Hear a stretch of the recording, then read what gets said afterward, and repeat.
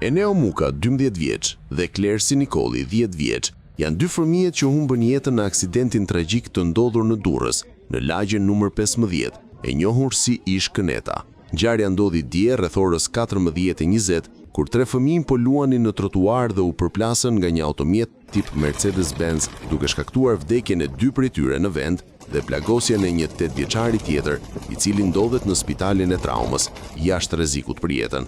Sipas pamjeve dhe të dhënave hetimore, mjeti ka humbur kontrollin dhe ka përplasur fëmijët, ndërsa drejtuesi Nikol Radaçi është larguar nga vendi i ngjarjes dhe më pas është arrestuar nga policia. Ai ka rezultuar në gjendje të dehur në momentin e aksidentit, ndërsa në dëshminë e tij ka pranuar konsumimin e alkoolit dhe ka shprehur pendes për ngjarjen.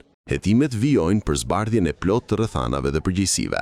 Kjo ngjarje e rëndë në Durrës nuk është vetëm një tragjedi familjare, por një pasqyrë e një sistemi që reagon gjithmonë pasi ndodh fatkeqësia, jo përpara saj. Është dështim institucional në kontrollin e drejtuesve problematik, në sigurinë rrugore dhe në krijimin e hapësirave të sigurta për fëmijët në zona të banuara, por njëkohësisht edhe një pasqyrë shoqërore që shpesh i ndinjohet për pak ditë dhe më pas hesht. Kjo ngjarje ka shumë fajtor: shoferin, Bashkinë Durrës, shtetin, policinë, por dhe ne si shoqëri.